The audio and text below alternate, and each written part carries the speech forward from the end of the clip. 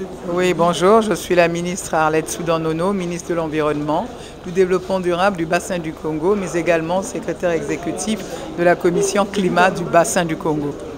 Qu'est-ce que le public du monde, l'Afrique en particulier, peut retenir de ces assises? Mais on peut retenir l'essentiel. L'essentiel, ce sont les enjeux de l'impact du changement climatique dans le cadre de nos développements de façon inclusive.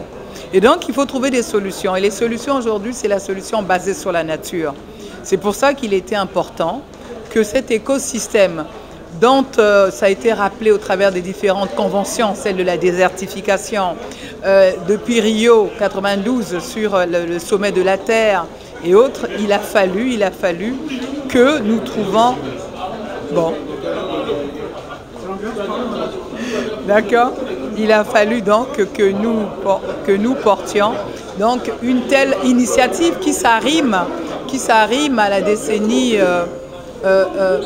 décennie mondiale de la restauration des écosystèmes lancée par les Nations Unies. Et le président Denis Sassou Nguesso, qui est le premier écologiste, comme on aime à l'appeler, du bassin du Congo, et qui est à la tête de la commission climat du bassin du Congo, ne l'oubliez pas, a porté avec ses pairs cette grande initiative qui permet aujourd'hui de trouver une solution dans le cadre de l'atténuation toujours sur l'impact du changement climatique. L'essentiel, ce sont les enjeux de l'impact du changement climatique dans le cadre de nos développements de façon inclusive.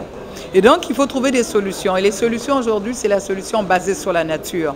C'est pour ça qu'il était important que cet écosystème, dont ça a été rappelé au travers des différentes conventions, celle de la désertification, depuis Rio 92 sur le sommet de la Terre et autres, il a fallu que nous trouvions... Bon.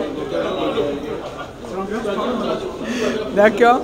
Il a fallu donc que nous portions donc une telle initiative qui s'arrime à la décennie mondiale de la restauration des écosystèmes lancée par les Nations Unies. Et le président Denis Sassou Nguesso, qui est le premier écologiste, comme on aime à l'appeler, du bassin du Congo, et qui est à la tête de la commission climat du bassin du Congo, ne l'oubliez pas, a porté avec ses pairs cette grande initiative qui permet aujourd'hui de trouver une solution dans le cadre de l'atténuation toujours sur l'impact du changement climatique.